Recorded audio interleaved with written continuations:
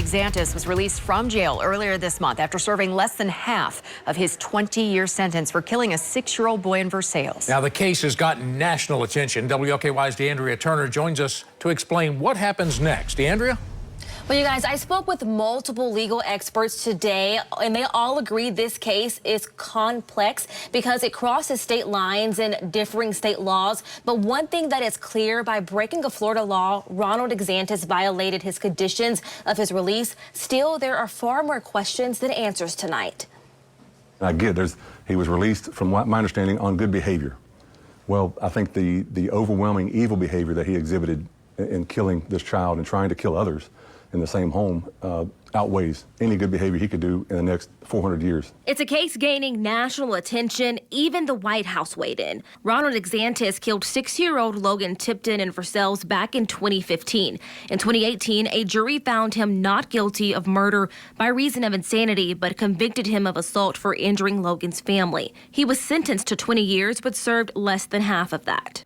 Extremely surprised by it, but I'm so glad Florida was on the ball. Logan's family was relieved to hear Xantis was back behind bars, this time in Florida.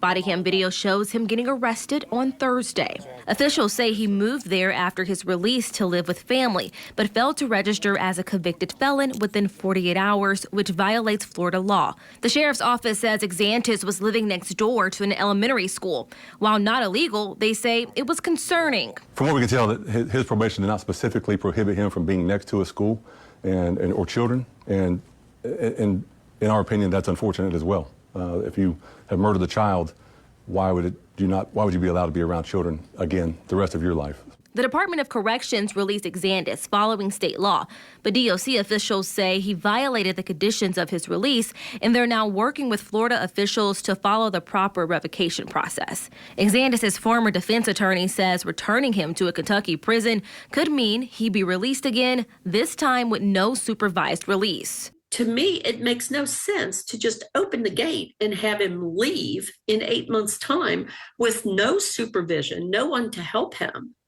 Doesn't it make much better sense for the safety of the community, his safety, everybody involved, that he be eased into society under supervision with people that can help him? As Kentucky and Florida officials sort out the next steps, the sheriff says his message is simple. Our hope here is that he is sent right back to Kentucky, where he came from.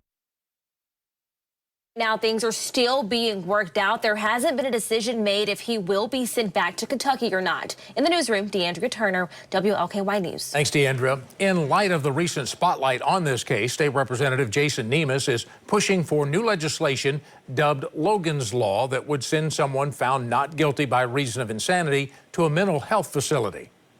He was convicted of stabbing the sister and the father, thankfully, because that's what put him in prison. Had he not been convicted of those, he would have walked for the murder of Logan. And that little boy's life matters, and it should matter. It does matter. And so we need to change the law to say that if you're not guilty by reason of insanity, that doesn't mean you get to go into the community. Logan's Law will also provide families with better notification when an inmate status changes.